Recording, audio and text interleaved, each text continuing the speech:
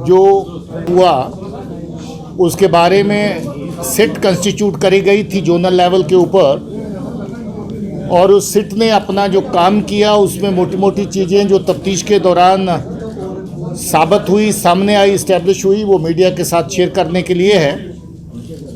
सबसे पहले डीआईजी साहब जो सिट के इंचार्ज हैं, आपको तफ्तीश में क्या चीज़ें सामने आई उसके बारे में ब्रीफ करेंगे। उसके बाद इससे वाबस्ता अगर कोई केस से वाबस्ता कोई आपका सवाल होगा तो वो सुन लिया जाएगा। अभी आप पीछे की तरफ देखना शुरू करें और डीआई साहब आपको ब्रीफ करना शुरू करेंगे। सर, लेकिन ये मीडिया आउट करेंगे तो फिर मैं उसको दिखा नहीं पाऊंगा। आप लोग देखें, अपना कैमरा इधर रखें, आप लोग देखें, उसके बाद मैं आपके सारे सवालों का जवाब मैं दूंगा एक एक करके। आप सामने फर्स्ट स्लाइड।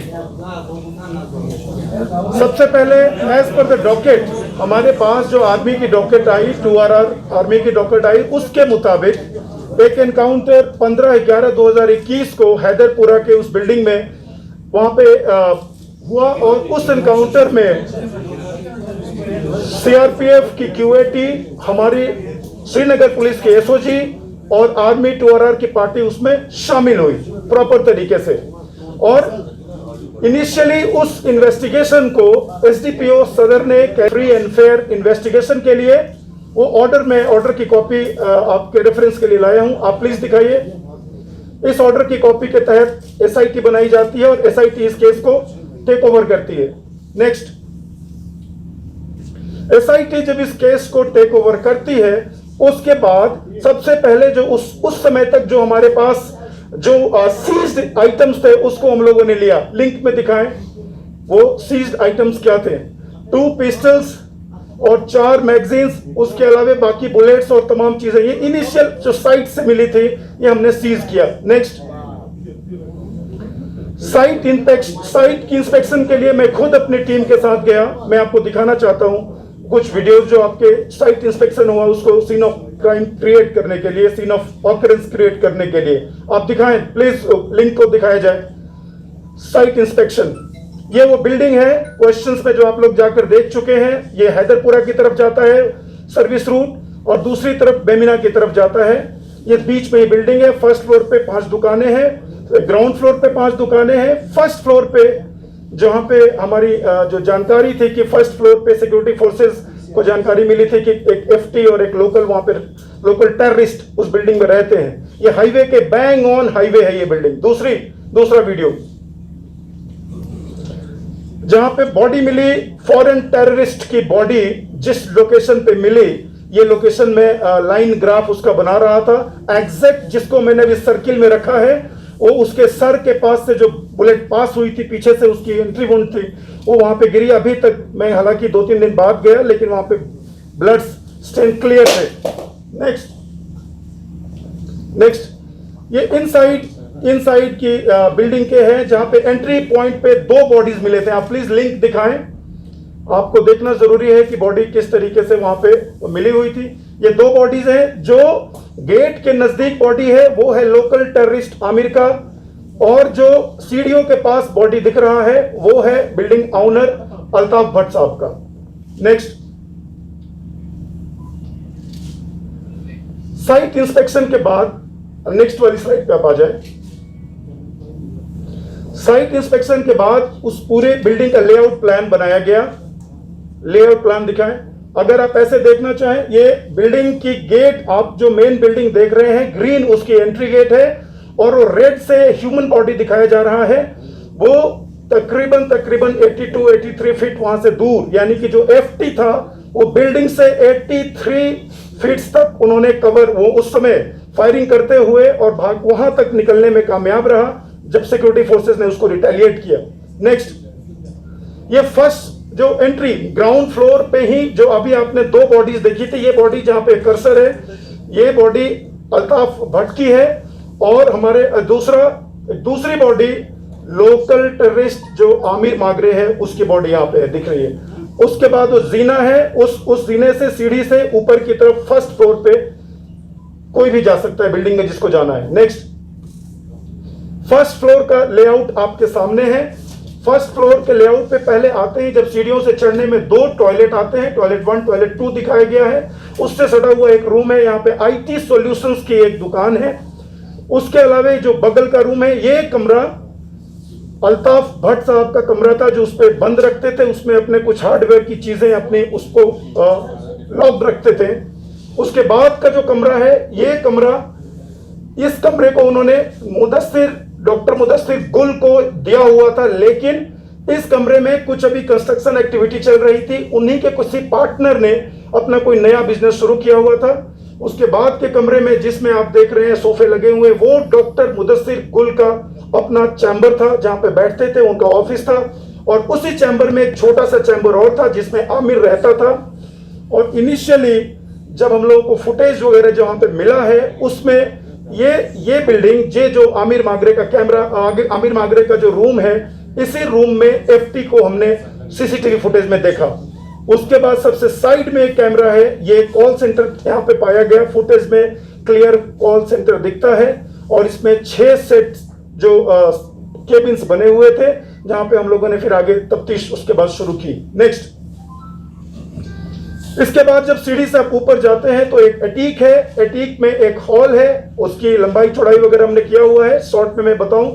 उस एटीक के बीच में जो बॉडी दिख रही है, वो डॉक्टर मुदस्सिर गुल की बॉडी वहां पे मिली।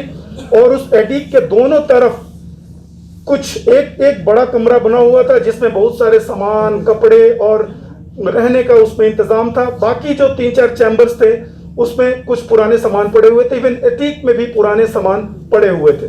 नेक्स्ट,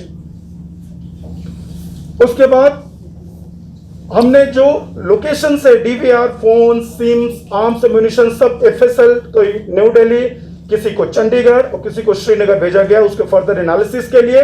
और जब वहां से हमें IO कॉपी मिली, आपके सामने मैं शेयर कर रहा हूं। इस बीच थोड़ा सा देर जरूर लगा, मैं ये दिखाना चाहता हूं। ये दिल्ली से जो हमारे पास IO कॉपी रिटर्न की गई है, उसके बेस पे मैं आपके सामने मुखातिब हूं। और इसको लेने में हमें वेट करना पड़ा, अदरवाइज अगर हमारे पास पहले आता, मैं शायद आपसे पहले ही मुखातिब होता। नेक्स्ट, उसके बाद पोस्टमार्टम रिपोर्ट की कॉपी भी मैं आपके सामने इसमें लिंक पे मैंने रखा हुआ है, जो आपके लिए मैं दिखाऊंगा आगे। नेक्स्ट आ जाए।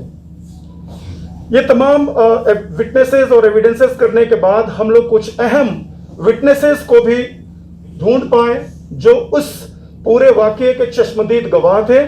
साथ ही साथ कुछ लिंकेजेस हमें बांडीपुरा तक ले गई, और बांडीपुरा में भी कई हमारे विटनेसेस मिले, जिन्होंने इस केस पे अहम प्रकाश सुराग डाला, उसको बताया। लेकिन पहले मैं शुरू करता हूं, श्रीनगर में हमारे पास कौन कौन से विटनेसेस थे। सबसे पहले 14 नवंबर को शाम कोई 6 बजे का वक्त होगा, जब हमारे जोनल SP के PSOs पे एक अटैक हुआ। उस अटैक में जो हमारे जवान जिसको गोली लगी और वो बच गए, और उसके साथ जो उसका साथी था, जिसने उस FT को यानी फॉरेन टेररिस्ट को बड़ी क्लोज देखा था, उन्होंने सबसे पहले आइडेंटिफाई किया कि हैदरपुरा में जो मारा गया है वही वो फॉरेन टेररिस्ट था जिसने उसको टारगेट किया। क्लियरली उसने मजिस्ट्रेट के सामने आइडेंटिफाई किया। उसके बाद 3 ऐसे विटनेसेस जिसको हम लोग protected witness A, protected witness B और प्रोटेक्टेड विटनेस C के तौर पे दिखा रहे हैं, वो तीनों उस बिल्डिंग से और उस लोकेलिटी से, डॉक्टर मुदस्सिर गुल से काफी उनकी वाबस्तगी बहुत ज्यादा है, और उन्होंने इस बात की तस्लीम किया है और उसका उन्होंने बयान भी दिया है कि उस बिल्डिंग में वही सेम वो व्यक्ति पिछले 1 महीनों से रहता था। उस बिल्डिंग में कभी घूमता हुआ कोई बाहर की तरफ आता था, कभी बातचीत, वैसे शांत रहता था, फोन पे काफी बातचीत किया करता था, और उसकी जबान ना तो कश्मीरी थी ना ही वो डोगरी बोल पाता था। वो उसके जबान जब इन्होंने सुना, उसके बेस पे इन्होंने कहा कि कोई ये बाहर का होगा, फॉरेन उसका एंगल उसको लग रहा था। इन्होंने उस फॉरेन टेररिस्ट को कई बार डॉक्टर मुदस्सिर गुल की गाड़ी में भी देखा, श्रीनगर में घूमते हुए। ये भी विटनेस हमारे पास है। उसके बाद इंडिपेंडेंट विटनेसेस जो उस समय ऑपरेशन के साइट पे अवेलेबल थे, उन्होंने इस बात की गवाही दी है कि पुलिस ने किसी तरह का कोई बदसलूकी हमारे साथ नहीं किया या कोई जोर जबरदस्ती नहीं की गई है। सबके ऑडियो वीडियो स्टेटमेंट्स हमारे पास दर्ज हैं। अभी हम बांडीपुरा लिंक पे चलेंगे। जब हमें आमिर मागरे का लिंक बांडीपुरा से मिला, फिर हम लोग बांडीपुरा की तरफ हमारी टीम गई जिसे मैं लीड कर रहा था। उसमें सबसे पहले जिसे हम लोग स्टेटमेंट ऑफ प्रोटेक्टेड विटनेस 1 लिख रहे हैं, ये आमिर का बहुत ही क्लोज, बहुत ही खास था। मैं नाम डिस्क्लोज नहीं कर पाऊंगा। इसने इस बात को तस्लीम किया कि 15 तारीख को ही सुबह कोई 10 सवा 10 बजे आमिर ने फोन पे एक फोटो भेजा था। वो फोटो में मैं आगे शेयर करूंगा। उस फोटो में आमिर अपने आप को एक पिस्टल के साथ रखे हुए है और फोटो उसके फोन पे। इसने पूछा कि ये क्यों भेजे? बोला कि मुझे भेजना नहीं था, जस्ट तुम्हें दिखाने के लिए मैंने भेजा। और उसके बाद हालांकि उसका चेहरा स्टिकर से ढका हुआ है, लेकिन जो हमारा विटनेस है वो आमिर के इतना क्लोज है लंबे समय से, वो सीधे सीधे उसकी पहचान करता है कि ये आमिर ही है। विटनेस नंबर 2, जिसे प्रोटेक्टेड विटनेस नंबर 2 कहते हैं, इन्होंने इस बात की पहचान की है कि आमिर डॉक्टर मुदस्सिर गुल के यहां काम किया करता था। वो बताता रहता था कि मैं किसी डॉक्टर के यहाँ काम करता हूं, मैं किसी डॉक्टर के यहाँ काम करता हूं। साथ ही साथ उन्होंने ये बात कही कि इन पे आमिर प्रेशर डालता था कि बांडीपुरा में मुझे एक ऐसा घर दिलवाइए जो थोड़ा सेफ हो, सिक्योर हो। आमिर बांडीपुरा में एक घर भी ढूंढ रहा था जो सेफ हो और सिक्योर हो। विटनेस प्रोटेक्टेड विटनेस नंबर 3, इन्होंने फॉरेन टेररिस्ट बिलाल भाई उर्फ सकलैन उर्फ छोटू उर्फ माज को आबिद और आजाद के साथ उसी घर में देखा था जिस घर में सितंबर 2021 में आबिद और आजाद मारे गए थे। और उन्होंने इसका बयान मजिस्ट्रेट के सामने भी देने की पेशकश की है, और वैसे तो पहचानते भी हैं, तो हमारे पोटेंशियल विटनेस हैं। उसके बाद आमिर के ही दोस्तों से जिन्होंने वहां पे पढ़ाई की थी उनके साथ उनका स्टेटमेंट लिया गया। उन्होंने कहा कि आमिर का व्यवहार जब अपने इंस्टीट्यूट में इनडिसिप्लिन बॉय की तरह हमेशा रहा। वो कभी भी समय पर छुट्टी से घर नहीं लौटा। टाइम पे जो वाबस्तगी, वो जामिया रहीमिया दारुल उल रहीमिया जो देवबंद का एक स्कूल है वहां पे पढ़ाई किया करता था। वो आलिमियत की डिग्री लेने गया था। वहां के उसके दोस्तों ने आमिर के व्यवहार में काफी चेंज और वो थोड़ा सा केयरलेस जैसा लड़का होने की रिपोर्ट की। उनके टीचर से हमारी बात हुई। टीचर ने बताया कि हमेशा आमिर से उनकी लड़ाई होती रहती थी, झगड़ा। उनको कभी बोलते थे कि तुम उठो टाइम पे, नमाज से, कुछ ऐसी चीजें, उसको वो मानता नहीं था। इवन कि 2018 में एग्जाम देने के बाद उसने डिग्री लेना भी नहीं समझा कि आके डिग्री ले, और बिना बताए इंस्टीट्यूट से 2018 से आमिर गायब था। दोस्त ने एक बात और बहुत अच्छी बताई कि आमिर जब पहले रहता था तो वो सिगरेट विगरेट कुछ ऐसा नहीं पीता था फिर भी, लेकिन इस साल वो मिला 2-3 महीना पहले तो उसके व्यवहार में काफी चेंज आ गया था। सिगरेट विगरेट खूब पीना शुरू कर दिया था और कुछ बहुत बड़ी बड़ी बातें करता था। गाड़ी खरीदना है तो घर बनाना है, इस तरह की बातें किया करता था। तो उनके सारे दस्तावेज जो वहां पे पड़े हुए थे वो SIT ने वहां से लिया। एक चीज और अहम यहाँ पे पता चली कि आमिर बांडीपुरा और श्रीनगर के बीच फ्रीक्वेंट आता जाता रहता था, जो उसके CTR से भी क्लियर होता है। साथ ही साथ यह भी बात पता चली कि आमिर गुरेज भी जाता था। गुरेज वो रूट है जहां से हमारी बहुत सारी वहां पे एंट्री, जो इन्फिल्ट्रेशन हुआ करता है। आमिर सूमो के साथ अपनी एक टीम के साथ गुरेज 2 बार विजिट किया है। अभी तक तो SIT को यह जानकारी मिली है। नेक्स्ट, अब इसके बाद जो हम DVR की कुछ CCTV फुटेज जिन्होंने हमें FSL से रिटर्न होने के बाद मुझे मिला है और जो मैं थोड़ा बहुत आपके साथ शेयर कर सकता हूं, हालांकि फुटेज का कवरेज बहुत ज्यादा, डाटा बहुत हाई है, फिर भी जो इंपॉर्टेंट है मैं आपके सामने रखना चाहता हूं। सबसे पहले ऑपरेशनल, ये सबसे पहले हम नीचे दिखाएंगे। पहले उससे पहले जाइए। 14 नवंबर को जब आमिर लौटता है, 14 नवंबर को जमाल हट्टा में अटैक करने के बाद वो टेररिस्ट जब हैदरपुरा की बिल्डिंग में लौटता है, पहले वो फुटेज आप दिखाइए। आप लोग देखना चाहेंगे। इस वीडियो फुटेज में 2-3 बार इसको दिखाइएगा। आप नीचे देखेंगे जहां पे एसी का वो कंप्रेसर दिख रहा है, वहां पे 2 लोग वहां से एंट्री करते दिखाई देंगे 6:36 पे। आप फिर से जाइए, 6:36 पे जमाल हट्टा पे अटैक होने के बाद, जमाल हट्टा अटैक के बाद जो उनकी एंट्री को दिखाइए। आप पीछे जाइए अरशद साहब। जमाल हट्टा पे अटैक के बाद जो उनकी एंट्री होती है बिल्डिंग में,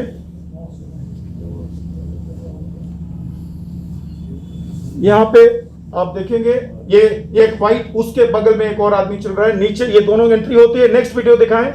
उसके तुरंत बाद आप टाइमलाइन में आप देखेंगे ये आमिर है जो आगे आता है रूम में, उसका पिट्ठू बैग लेकर अंदर जाता है और ये सारे वेरीफाइड हैं, एक एक चेहरे विटनेसेस ने वेरीफाई किया है।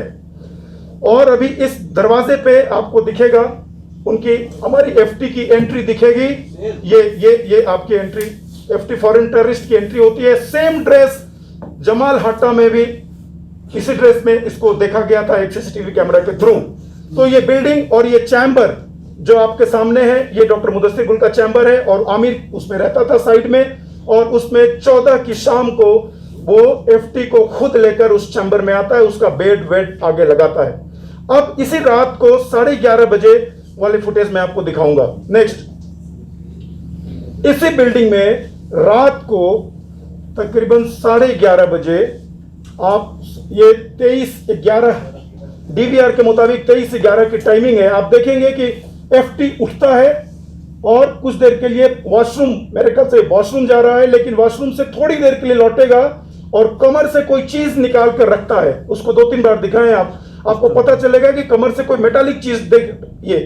और जब हमने उसको स्टिल किया तो उसके हाथ में प्रॉपर पिस्टल दिखती है जिसे वो ग्राउंड पर रखता है, यानी कि 14 तारीख को वो पिस्टल के साथ आमिर। अल्ताफ अहमद भट्ट जो बिल्डिंग के मालिक थे, अल्ताफ अहमद भट्ट की फैमिली को हम लोगों ने इनिशियल क्वेश्चन भेजा कि आप हमें उस बिल्डिंग में ये सारी एक्टिविटीज चल रही थी, कौन रेंट पे था, क्या रेंट डीड है, आपको कमर्शियल एक्टिविटी चलाने की कहां से परमिशन मिला है, अगर आपने रेंट डीड की है तो पुलिस का वेरिफिकेशन हुआ है या नहीं हुआ है, या फिर अगर आपने किसी से रेंट लेते थे तो किस चैनल से होता था। तो उसके जवाब में 1 या 2 ऐसे कागजात आए हैं जो इन्वेस्टिगेशन के क्वेश्चंस को का जवाब नहीं दे पाते हैं। हमने इनिशियल दूसरा भी सेट ऑफ क्वेश्चन उनको फिर से बोला है कि कोई और भी उनके पास दस्तावेज हो। As of now doctor Altaf Bhat की फैमिली हमें ये प्रूव नहीं कर पाई है कि बिल्डिंग में कौन था, कौन रेंटर था, क्यों दिया, और उनकी ये जिम्मेदारी बनती है। एसआईटी के पास जैसे जैसे फैक्ट आएगा हम उस फैक्ट के बेस पे ही आपको बोलेंगे। हम उनके जवाब का और इंतजार कर, शायद वो उधर से और कोई जवाब दे दे, लेकिन ये उनकी जिम्मेदारी जरूर है। जो ग्राउंड फ्लोर पे 5 दुकान के साथ रहता है, उसकी बिल्डिंग के ऊपर कौन रहता है वो जाने, बताए, वेरीफाई करे, और अगर कोई रहता भी है तो लीगली रहे। ये तो चीजें अभी एसआईटी के सामने है जो मैं आपके सामने शेयर करता हूं। जी जी जी, बहुत बढ़िया। आपने एक वीडियो देखा जिसमें वो 5 बजे आर्मी की जो व्हीकल लगी है, फिर पुलिस की व्हीकल आती है। इनिशियली हमारे पास आमिर का फोटो नहीं था, हमारे पास एक फॉरेन टेररिस्ट, लोकल टेररिस्ट ये इनपुट था जो उस बिल्डिंग में फर्स्ट फ्लोर पे रहते हैं। इनिशियली ये हमारे पास जो सिक्योरिटी फोर्सेस ने या फिर जिनके पास गई थी जानकारी, उनको ये इंटेलिजेंस बताई गई थी। उस दौरान 5 बजे आमिर जब नीचे उतरता है और आर्मी की एक पार्टी उसको रोकती है, वो वहां बैठ जाता है, उससे उसका फोन मांगा जाता है, फोन उसके पास नहीं था। आर्मी की उस टीम का कहना है कि मुझे ऐसे भी शक गया कि ऐसा कैसे पॉसिबल है कि फोन उसके पास नहीं है, तो उसने उनको वहां पे बिठा लिया। लेकिन चूंकि वहां पे जब पुलिस की टीम आती है तो उसी बिल्डिंग के डॉक्टर मुदस्सिर गुल के पार्टनर में से जो हमारे एक विटनेस भी है वो वहां पे पहुंचते हैं। वो इस बात का वो बयान भी देते हैं, हाँ सर मैं पहुंचा, मैंने कहा कि अरे ये तो मैं पहचानता हूं, ये तो डॉक्टर मुदस्सिर गुल के साथ काम करता है और ये पानी वानी ले जाता है, इसका कोई ऐसा नहीं है, वो मेरी गारंटी है, आप इसको जहां जा रहे हैं जाने दीजिए। उनकी गारंटी पे और एसएचओ की पहचान पे उनको कुछ देर के लिए छोड़ा जाता है। अब आधे घंटे बाद तकरीबन 6 बजे तक जब पुलिस की एक पार्टी पहले सर्च कर लेती है बिल्डिंग को, उनको 2 कमरे बंद नजर आते हैं। आर्मी की पार्टी जाती है, वो सर्च करती है, 2 कमरे बंद नजर आते हैं। हुआ कि ये कमरा खोलेगा कौन? तो बात आई कि आमिर ने ही यही उस बिल्डिंग का केयर टेकर है, उसको बुलाया जाए। तो जिन हजरत के कहने पे उनको छोड़ा गया था वो वहीं पे थे, जो साइड में पब्लिक को रखा गया था। उन्होंने कहा कि मैं बुलाता हूं। वो जाकर क्लासिक हॉस्पिटल में जिस जगह पे, जिस लोकेशन पे बैठा था, या इनके कोई जो नोन के साथ वो बैठा हुआ था, उसको उन्होंने कॉल किया, अगर तुम्हारे पास आमिर है तो उसको वापस भेजो। उन्होंने वापस भेज दिया। इस प्रकार फिर आमिर दोबारा वापस आता है, और ये कहा जाता है कि तब तक हमारे पास आमिर की फोटो भी थी और तब तक हमारी जानकारी भी थी। हम लोगों ने उनसे फोन मांगा, वो बोलता है कि मेरा फोन बिल्डिंग के अंदर है, बिल्डिंग के अंदर है। फिर उससे पूछा जाता है कि आप बिल्डिंग में और कुछ है? वो पूरी तरह इस बात को बोलता है कि सर बिल्डिंग में कुछ नहीं है, तो फोन दो। फिर जो बिल्डिंग के मालिक है डॉक्टर मुदस्सिर गुल वहां भी थे, उनसे भी पूछा जाता है बिल्डिंग में कोई है? रेंट पे जिन्होंने रखा हुआ था। अल्ताफ साहब से पूछा जाता है, सब ने कहा बिल्डिंग में कोई नहीं है। आमिर को बोला गया फिर जाओ अपना फोन लेकर आओ। आमिर की अपनी बिल्डिंग में जाकर रूम में सर्च करते हुए वीडियो फुटेज भी है जो भी इसमें शेयर नहीं किया गया है। उस सर्च करता है और दोबारा बिना फोन लिए वापस नीचे आता है।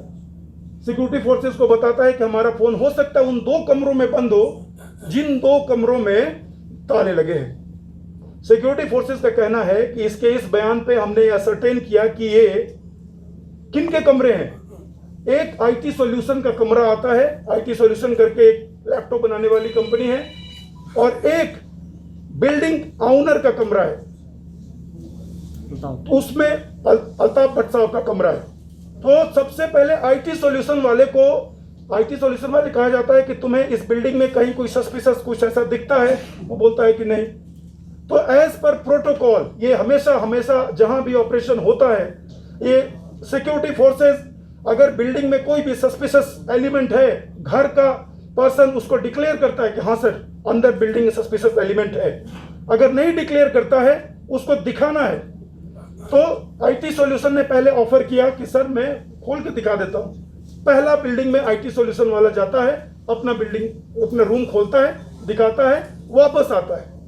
लेकिन अभी भी डॉक्टर साहब, ये मुदस्सिर गुल, अल्ताफ भट्ट साहब का कमरा बंद था। वो चाबी उनके पास, ताला उनके पास था। और जो दूसरा, हालांकि उसमें ताला नहीं लगा हुआ था, डॉक्टर मुदस्सिर गुल के चैम्बर का, और दूसरा ये जो आपका कॉल सेंटर है। लेकिन डॉक्टर साहब ने, यानी डॉक्टर मुदस्सिर गुल ने बिल्डिंग मालिक के कहने पे वो वॉलंटियर किए, जब कुछ है ही नहीं सर तो मुझे दिखाने में क्या है। तो ये आमिर की कहानी थी। मेरा तो क्वेश्चन है कि अगर डॉक्टर ये प्रेस कॉन्फ्रेंस सिर्फ हैदरपुरा से रिलेटेड है या अगर उसके बगैर भी कुछ नहीं, हैदरपुरा रिलेटेड ये हैदर सर ने ही परमिट किया मुझे, हैदरपुरा। ये सेकंड क्लियर कीजिए फायरिंग का, कैसे अल्ताफ को हिमांशु ने बुला के आमिर और पाकिस्तानी आ रहे थे, वो बताइए। बिल्कुल, मैं इंसिडेंट को आगे क्लियर कंटिन्यू करूं। मेरा क्वेश्चन है कि अगर डॉक्टर गुल 14 को मारा गया तो उसके जो फैमिली है वो क्यों फिर दूसरे दिन भी उनको सफर करना पड़ा, जबकि पुलिस के पास ऑलरेडी इंफॉर्मेशन थी कि डॉक्टर गुल मारा गया है एनकाउंटर में, तो फिर पुलिस ने क्यों डिक्लेयर उनको फिर दूसरे दिन भी घुमाया पुलिस ने, फिर पीसीआर में वहां लेके आए और उसके बाद फिर उनकी आइडेंटिफिकेशन हुई कि डॉक्टर गुल एक OGW है, जबकि पुलिस की तरफ से पहला ये आया कि वो OGW है। तो ये इसमें इतना टाइम क्यों लगा? अगर वो पहले से पुलिस ने ये अल्ताफ साहब की बॉडी के साथ उनको लिया गया था, तो पुलिस को इतना कंफर्म करने के लिए क्यों लगा कि उसमें डॉक्टर गुल भी मारा गया है या नहीं? सबसे पहले जब एनकाउंटर ब्रेकआउट होता है एज पर DVR टाइमिंग 6:36 और कोई 1 से 1.5 मिनट तक गोली चलती है। उसके बाद 3 बॉडी 1 घंटे के बाद, 1.5 घंटे के बाद सर्च के बाद 3 बॉडी रिट्रीव करके PCR भेज दी जाती है। लेकिन डॉक्टर मुदस्सिर गुल की बॉडी नहीं मिल पाती है। डॉक्टर मुदस्सिर गुल की बॉडी को असरटेन करने के लिए पहले बिल्डिंग को हम लोगों ने डॉग माउंटेड कैमरा से एक बार सर्च करवाया, और उसी डॉग माउंटेड कैमरा से पता चलता है कि उनकी बॉडी एटिक पे पड़ी हुई है, जिस लोकेशन पे ना तो अभी सिक्योरिटी फोर्सेस गई थी, ना हमारी फायरिंग वहां पे एक भी बुलेट की फायर एके का कोई फायर ऐसा वहां पे गया नहीं था। तो उस बॉडी को नीचे लाने में, रिट्रीव करने में तकरीबन हमारे पास रात के 12 बज गए थे। उसके बाद फिर सर्च करके उसको वापस भेजा गया। इसकी वजह से डॉक्टर मुदस्सिर गुल की बॉडी को पीसीआर में भेजने में 2-3 घंटे का समय लग गया। लेकिन अगर आपका ये क्वेश्चन है कि बाद में उनको ओजीडब्ल्यू हमने बताया, ये हमारा क्वेश्चन ये एसआईटी के सामने कुछ फैक्ट्स हैं जो मैंने आपके सामने रखा है। ये वही चैम्बर है जो डॉक्टर मुदस्सिर गुल का चैम्बर है जिसमें वो बैठते हैं। उस चैम्बर में फॉरेन टेररिस्ट एक लोकल टेररिस्ट के साथ रहता है। तो उसको आप ही बताइए, जो वोट देना चाहेंगे वही है। हम सिर्फ सबूत आपके सामने रखते हैं कि उन्हीं के चैम्बर में वो फॉरेन टेररिस्ट पिस्टल के साथ पाया गया। सर कंफ्यूजन एक चाहिए, जो डॉक्टर मुदस्सिर अल्ताफ और ये डॉक्टर मुदस्सिर अल्ताफ और आमिर ये मरे कैसे? क्योंकि अभी तक तो ये समझ में नहीं आ रहा है कि ये एग्जैक्ट मैं वहां से जब आपकी क्वेश्चंस का जवाब दे रहा था, मैं वहां से एक बार फिर से शुरू करता हूं। जो डीवीआर हमारे पास अवेलेबल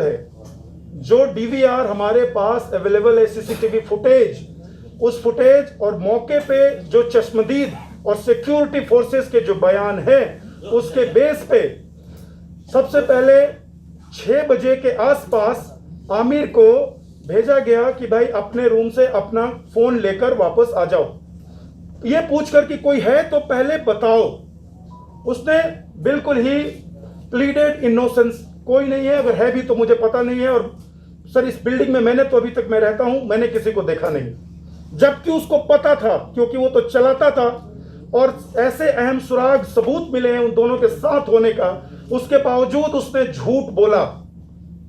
और वो दिखाने के लिए कि अंदर कोई नहीं है, वो जाता है और थोड़ा सा सर्च करने का एक ड्रामा ही कहेंगे, या फिर सर्च करता है और वापस आता है कि मेरा फोन नहीं मिला। फर्स्ट फ्लोर से वापस आता है, कोई 2 से 3 मिनट का 2 मिनट के अंदर सर्च करता है, चूंकि सीढ़ी है, गया सर्च किया, वापस आ गया। 2 रूम पे बात आ गई कि 2 रूम बंद है। आईटी सॉल्यूशन वाले ने अपना रूम खोल दिया। अल्ताफ भट्ट साहब के रूम का चाबी अल्ताफ भट्ट साहब के थी। ही वॉलंटियर्ड। हमने उनको बोला कि क्या आपको भी कोई शक है? इन्हें भी बोला कि नहीं सर, इस बिल्डिंग में कोई ऐसा है ही नहीं, मैं चल के दिखाता हूं। उसने डॉक्टर गुल को भी बोला चलो यार। इन्होंने किसी तरह का कोई शक जाहिर नहीं किया कि बिल्डिंग में कोई हो भी सकता है। न इन्होंने सिक्योरिटी फोर्सेस से किसी तरह की मदद मांगी कि आप मुझे, हो सकता है कि सर इसमें हो, मुझे बीपी वगैरह पहना दीजिए, मुझे कुछ ये कर दीजिए, मुझे डर है कि हो सकता है कोई हो। इवन सिक्योरिटी फोर्सेस वहां कॉर्डन में बैठी हुई है, तब भी दे वर सो श्योर कि बिल्डिंग में कुछ नहीं है। दे वॉलंटियर्ड, अंदर की तरफ जाते हैं। आपने वो फुटेज देखा। 6:26 तक, यानी 6:25:58 पे कॉल सेंटर का गेट बंद हो जाता है। और वो हमारा लास्ट फुटेज है जिसमें डॉक्टर मुदस्सिर गुल और अल्ताफ भट्ट साहब साथ में दिखे। 6:26 पे दरवाजा बंद होता है, लास्ट फुटेज, और 6:36 पे फॉरेन टेररिस्ट उस बिल्डिंग से भागता हुआ दिखा है और जो आगे जाकर उसको गोली लगी है। 10 मिनट की क्या कहानी है। हालांकि अंदर किसी ने देखा नहीं, कोई चश्मदीद नहीं था और कैमरे भी कमरे के अंदर थे, रूम के अंदर थे।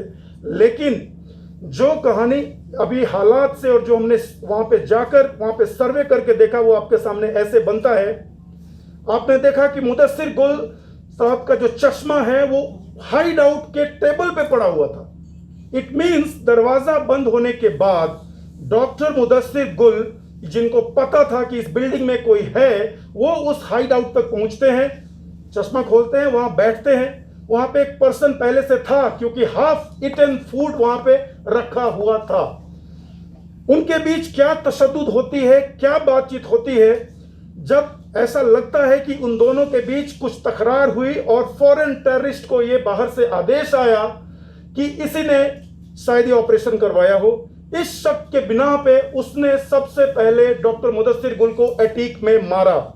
ये एफटी, अभी हमारी एसआईटी हालात के जो भी हमारे पास सबूत है उसके बेस पे ये बोल रही है, क्योंकि उनकी बॉडी अटैक के बीच में गिरी है। ऐसा भी नहीं है कि वो तैयार था, जैसे ही कोई गेट से आए उसको मार देगा, तब उनकी बॉडी गेट पे मिलनी चाहिए थी, या फिर वो हाइड आउट के अंदर बैठा हुआ है, हाइड आउट में ही मार दिया, नहीं था। वो बीच में एटीक के लगभग बीच में उनकी बॉडी मिली है। इट मींस रूम से बाहर जाते हुए उनको टारगेट किया गया और ठीक 6:36 माने डीवीआर के मुताबिक और कुछ सेकंड के बाद हमने पहले 2 फायर एटीक से सिक्योरिटी फोर्सेस के मुताबिक पहले 2 फायर एटीक में सुनाई दिए। ये वही फायर थे, पिस्टल फायर, क्योंकि उनकी बॉडी के पास पिस्टल के ही बुलेट्स खोखे मिले थे। ये वही फायर थे जिसमें फॉरेन टेररिस्ट ने डॉक्टर मुदस्सिर गुल को टारगेट किया, मारा। उसके बाद वो नीचे आता है, या फिर आमिर और हमारे अल्ताफ साहब अगर ये उसी बीच वाले फ्लोर पे हैं जो हमारे बिल्डिंग ऑनर हैं, तो आमिर चूंकि अभी तो एक्सपोज हो गया और उन्होंने फायर भी कर दिया, और ये टेररिस्ट आमिर के साथ डॉक्टर अल्ताफ भट्ट साहब को, बिल्डिंग ऑनर को ह्यूमन शील्ड बनाने की कोशिश करता है। वो कैसे प्रूव होता है? आपको मैंने एक वीडियो दिखाया जिसमें सीढ़ी के पास अल्ताफ भट्ट की बॉडी है, उसके आगे आमिर की बॉडी है, और एफटी की बॉडी वहां से आगे निकलकर रोड के पास पड़ी हुई है, कोई 83 फीट दूर। अगर कोई 2 पर्सन एक जो ह्यूमन शील्ड लेकर आएगा तो पहला फायर करते हुए जब वो निकलने की कोशिश करते हैं, पहला फायर जिसको लगेगा वो वहीं गिर जाएगा। अल्ताफ भट्ट को पहला फायर लगा और वो वहीं पे गिर गया। इनिशियल फायर उन्होंने अपने ऊपर लिया, जिसकी वजह से सबसे पहले एफटी बाहर निकलने में कामयाब हुआ और आमिर भी कुछ आगे निकलने में कामयाब हुआ। एफटी आगे मारा गया, आमिर थोड़ा सा गेट से ही आगे मारा गया। ये बताता है, ये सीक्वेंस बताता है कि उन लोगों ने पहले डॉक्टर को ऊपर मारा और अल्ताफ भट्ट साहब को ह्यूमन शील्ड के तौर पे इस्तेमाल किया। सुजीत जी, आमिर के साथ पिस्टल मिला। आमिर बताइए, आमिर सुजीत जी, मेरा सवाल ये आमिर और एफटी दोनों के साथ में मैंने आपको पहले ही सीजर चीजें जो दिखाई हैं उसमें पिस्टल मिला है दोनों के हाथ में, और रिपोर्टेडली ये पिस्टल गैंग था। बांडीपुरा में भी जो एक अटैक हुआ था वसीम वारी साहब के घर पे, वहां से ट्रेसेस शुरू होते हैं और इस एफटी का हाथ उसमें भी था पिस्टल किलिंग में। तो ये पिस्टल गैंग था और आमिर के पास भी उन्होंने हाथ में पिस्टल, जब वो अंदर गया उसने एक पिस्टल उसको भी ठम।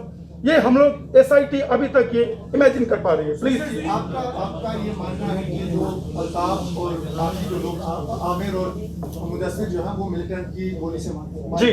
जी। आपको ये बताएं कि जब पुलिस आपको ये पता कर, नहीं फिर से बोले, अल्ताफ, मुदस्सिर और आमिर मिलिटेंट की गोली से आप कह रहे हैं ना? डॉक्टर मुदस्सिर गुल जिसको अटीक पे मिलिटेंट ने ही फॉरेन टेररिस्ट ने टारगेट किया, और लाइन में जब नीचे वो लोग आते हैं फायर करते हुए एंट्री पे डॉक्टर ये अल्ताफ भट्ट को अपना शील्ड बनाते हुए, इनकी मौत क्रॉस फायरिंग में हुई है। पहली बात मुझे ये बताया, जब आपको ये पता है कि मिलिटेंट जो है वो अंदर है, जी, आपको लग रहा है नहीं पता नहीं, हम लोग को छिपाया है। सुनने दे, क्वेश्चन देते हैं। सिविलियंस को जो है वो अलाउ करते हैं अंदर जाने के लिए, बनिस्बत आपकी ये है कि आप कह रहे हैं कि वो वॉलंटियरली जो है वो ऊपर चले गए। क्या कोई रिटन बॉन्ड है कि उन्होंने वॉलंटियरली जो है आपको? बिल्कुल, आपने जो क्वेश्चन पूछा, नहीं पहले इसका आपको सबको जवाब मिलेगा। सर आप बोल रहे हैं कि आमिर को क्लासिक हॉस्पिटल से वापस बुलाया गया, तब तक ये क्लियर हो चुका था कि आमिर भी मैं इनका जवाब दूं, फिर आपका क्वेश्चन जवाब दूंगा। मेरा नेक्स्ट सवाल ये भी है, अगर आपको ये पता था कि आमिर जो है वो मिलिटेंट है, आपने उन्हें अरेस्ट क्यों नहीं किया? क्या ये किलिंग जस्टिफाई है? बिल्कुल। आप कह रहे हैं कि ठीक है, अगर क्रॉस फायरिंग में मारा गया, आप कैसे इसको जस्टिफाई करेंगे? बिल्कुल, मैं एसआईटी किसी चीज को जस्टिफाई करने के लिए बनाई नहीं गई है। एसआईटी बनाई गई है, जो गलत है उसको गलत कहा जाए, चाहे वो किसी के पार्ट पे गलत हो, और जो सही है उसे सही कहा जाए, चाहे वो कितना भी छुपा करना पेश करने की कोशिश करे। यहाँ पे मैं आपको क्लियर कर दूं, सिक्योरिटी फोर्सेस को ये बिल्कुल खबर नहीं है कि वो उस बिल्डिंग में मिलिटेंट है। अगर ये हमें पता होता तो हम उनके घर वालों से, मकान मालिक से, ऑनर से, सिक्योरिटी फोर्सेस क्यों पूछती कि आप बताओ इसमें बिल्डिंग में कोई है कि नहीं है। एटीक की तो कोई जानकारी ही नहीं थी। बिल्डिंग प्लान में सिक्योरिटी फोर्सेस का कहना है, जो स्टेटमेंट्स मेरे पास आए हैं उसमें यह कहना है कि फर्स्ट फ्लोर के एक चैम्बर की खबर थी। तो अगर हमें पता ही होता या हाउस ओनर ये बता ही देता सिक्योरिटी फोर्सेस को कि सर इसमें है, तो डेफिनेटली कोई भी किसी को अंदर भेजने की जरूरत नहीं थी। हमें बिल्कुल चाहिए, सिक्योरिटी फोर्सेस को ये खबर नहीं थी जनाब। नेक्स्ट आपने क्वेश्चन पूछा, मेरा सवाल ये है याजी साहब जी government has also ordered a magisterial probe. जी Will this SIT probe or the revelations you made circumvent that this magisterial probe? Number one. Number two, you are heading this operation. Is it prudent that you are made a head of the SIT as well? मैं operation एक नदीर साहब, district magistrate ने inquiry complete करके 4 दिन पहले government को submit कर दिया है। गवर्नमेंट ऑफ JNK UT ने डिस्ट्रिक्ट मजिस्ट्रेट को कल लेटर लिखा है कि ऑनरेबल कोर्ट को ये सबमिट किया जाए। गवर्नमेंट को रिपोर्ट और मिल चुका है, गवर्नमेंट ने एक्शन लेके डायरेक्शन दिया DC को, कल ही दे चुका है कि कोर्ट में सबमिट किया जाए। पूरा उसका प्रोसेस कंप्लीट हो गया, फिर हम लोग आपके साथ आए हैं। एक क्वेश्चन नजीर साहब ने कहा कि आप ऑपरेशन को हेड कर रहे थे, तो उसको ये बिल्कुल ही आपको जिसने भी बताया है कि ऑपरेशन को हेड कर रहे थे, तो आपको SIT इंचार्ज बता दिया गया है। मैं पूरे मीडिया फैटर्निटी को बताऊंगा कि ऑपरेशन को हेड वही करता है जो जिसका कॉर्डन होता है, जो मौके पे होता है। मौके पे 3 टीम थी, 2 RR की टीम थी, वैली QAT CRPF थी और हमारी श्रीनगर पुलिस की SOG कंपोनेंट थी। और वहां पे जो सीनियर ऑफिसर होता है वो वहां पे उसको हेड करता है, ना कि कोई DIG और सीनियर रैंक ऑफिसर। ऐसा पॉसिबल नहीं है। बहुत शुक्रिया, आपने बताया। 2 चीजें आपने बताया। आपने इसके पोस्टमार्टम के बारे में बताया कि पोस्टमार्टम की रिपोर्ट ये है। पहली बात जो इलीगल है, जो आप हमें समझाएं, क्या राज को पोस्टमार्टम करना कानूनी इज इट अलाउड, क्योंकि वो राज को दफनाए गए हैं। और दूसरी बात जो आपने बताया कि SIT में तो was this operation not being headed और supervised by senior officers? Latest जो लीगल गाइडेंस है, ऑर्डर है, उसमें रात में ही पोस्टमार्टम होता है। ये लीगली है, ऑथराइज है। उसमें अगर लाइटिंग की व्यवस्था हॉस्पिटल में हो तो सुप्रीम कोर्ट ने ये ऑर्डर किया है कि आप पोस्टमार्टम कर सकते हैं। और ओवरऑल अगर ऑपरेशन देखा जाए, जो ग्राउंड पे ऑपरेशन किया जाता है, सुपरविजन तो डेफिनेटली सीनियर ऑफिसर्स की होती है। इसका मतलब ये तो नहीं है ना कि ग्राउंड ऑफिसर्स को उसका क्रेडिट ना दिया जाए, जिन्होंने इतनी मेहनत करके एक फॉरेन टेररिस्ट, लोकल टेररिस्ट को मारा। सुपरविजन तो डेफिनेटली होता है। जैसे आप लोग रिपोर्ट बना रहे हैं, डेफिनेटली आपके हेडक्वार्टर का सुपरविजन है, लेकिन आप मेहनत कर रहे हैं, क्रेडिट तो आपको मिलेगा। लास्ट टाइम IG साहब ने बोला था कि ये जो अल्ताफ साहब को अगर गोली लगी है बड़ी वाली, क्योंकि उनके पास तो पिस्टल था, if the fire is from AK that means the bullet is from police और सिक्योरिटी। जी उस पे कुछ रिपोर्ट आई है, ballistic report, what does it से? जी अल्ताफ भट्ट को जो बुलेट लगे हैं वो AK के भी फायर है, जो क्रॉस फायरिंग में वो गए हैं। मैं तो बोल रहा हूँ, उन्होंने ह्यूमन शील्ड के तौर पे टेररिस्ट ने उनको इस्तेमाल किया। मैंने आपको वीडियो दिखाया। बिल्कुल Sujit sir ji. Is police still considering other 3 except this FT as OGWs after this investigation, and what deliberation police has made so far? आपने बहुत अच्छा एक वर्ड यूज किया, स्टिल। तो स्टिल में सबसे बेहतरीन मैं चीज आपके सामने कहूंगा कि case investigation is still going on. तो मेरे कंसिडरेशन से कोई फर्क नहीं पड़ेगा, फैक्ट से फर्क पड़ेगा। I will be really grateful अगर आपके पास कोई ऐसा विटनेस है, कोई चीजें आ जाए, तो still I am open, SIT is still open। मेरे ख्याल से अभी मेरे पास 25 से 20 से 25 के बीच में विटनेसेस है। एग्जैक्ट काउंट में भूल गया। Security forces, civilian, Bandipora, Srinagar और सबको मिला दिया जाए तो 20 से ऊपर विटनेसेस हैं, जिसमें कम से कम 6 विटनेसेस का मजिस्ट्रेट के सामने बयान और आइडेंटिफिकेशन परेड भी हो चुका है। Sujit, I have a couple of questions. First is that you are saying that you were actually waiting for please सुनने दीजिए प्लीज सुनने you were दीजिए। waiting for the keys rather than you didn't break the lock. You waited for the keys. Second, Amit was in the hospital for 30 minutes. First question, why didn't he run away when he knew that he was about to board? Second question is, as per eyewitnesses, they are saying कि अल्ताफ साहब को 3 बार ऊपर चढ़ाया था, 2 बार वो वापस आए, तीसरी बार he took along the Mudassir with him, and third time he didn't come. Is it so? दोनों प्रश्न का जवाब मैं देता हूं। बिल्कुल, आमिर इसलिए नहीं भागा क्योंकि आमिर को जिसने उस स्पॉट से छुड़ाया था वो हमारे पास खड़ा था। मैंने आपको पहले बताया कि वो डॉक्टर मुदस्सिर गुल का क्लोज एसोसिएट था और वो हमारे पास खड़ा था। उसके कहने पे हमने उसको छोड़ा था। वो एग्जैक्ट बोला कि तुम कहां जा सकते हो, और उसके साथ एक आदमी भी था। ताकि जब जरूरत पड़े वो बुला ले। एग्जैक्ट वही हुआ। जब हमें बुलाने की नौबत आई कि उनको बुलाया जाए, वो बुलाया, और वो पर्सन उस बिल्डिंग में काम करता था, वो कहाँ जाता, इसलिए आमिर वहां से नहीं गया। दूसरा क्वेश्चन आपका है, प्लीज, क्या दूसरा question? Rather than breaking the lock, why did you wait for the keys? And second was Altaf Saab used tries to go upstairs. Okay, Altaf साहब, और मैंने भी ये बहुत सारी रिपोर्ट्स सुनी कि अल्ताफ साहब को 3 बार ले जाया गया, लेकिन माय फेलो जर्नलिस्ट, ये जो सीसीटीवी फुटेज जितनी बार मैंने देखी या जितनी बार अदालत इस फुटेज को देखेगी, कहीं भी अल्ताफ साहब को 3 बार ले जाना इस फुटेज में नहीं आता है। दूसरी बात, हाँ, सिविलियन 3-4 बार जरूर गए, जैसे कि एक बार आमिर FT IT सॉल्यूशन वाले एक बार गया, उसके बाद आमिर, अल्ताफ साहब और फिर मुदस्सिर भट्ट, डॉक्टर मुदस्सिर गुल, ये लोग एक साथ गए। तो सिविलियन 3-4 बार जरूर गए। और आप लोग इस बात को जरूर सोचिएगा कि सारे सिविलियन को हम लोगों ने एक शेड में, एक्साइड बुलेट के पास एक बड़ा सा हॉल था, वो अंदर रखा हुआ था। तो कोई आदमी बाहर भी निकलता था ना, उनको लगता था कि बिल्डिंग में ही गया है, कोई रोड पे नहीं है। ये सीसीटीवी फुटेज दिख रहा है, जैसे देख रहा हो कि हाँ गया, बिल्डिंग में गया, अंदर आया, ऐसा कोई नहीं। जो भी एक सिविलियन थोड़ा सा बाहर भी आया, उनको लगता था कि इनको अंदर ले जाया गया, जबकि सीसीटीवी फुटेज इस बात को सपोर्ट नहीं करती है। और रादर इस थर्ड आपके क्वेश्चन को हमने यानी जो सिक्योरिटी फोर्सेस वहां पे है, उन्होंने की तोड़ने, ताला तोड़ने का ये क्यों नहीं किया?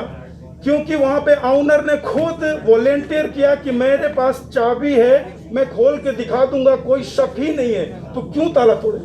डीजीपी साहब, मेरा आपसे एक सवाल है। आप बहुत पूछ लिया, दूसरे को करो, बाकी लोग, आपने बहुत क्वेश्चन पूछ लिया। सवाल है कि सोपोर में 2020 में court and court custodial death हुई थी, ठीक है, अभी तक फैमिली को जो है पोस्टमार्टम भी नहीं दिया गया, और उस इन्वेस्टिगेशन ये पीसी है हैदरपुरा एनकाउंटर से रिलेटेड, बाकी बात प्लीज आप अभी हैदरपुरा एनकाउंटर पे ही क्वेश्चन रखें। और अभी मैं आपके सामने एज ए SIT इंचार्ज आपके सामने हूं। अगर आप इस क्वेश्चन से मुतमईन हैं, फिर हम लोग इसको कंक्लूड करेंगे। Thank you.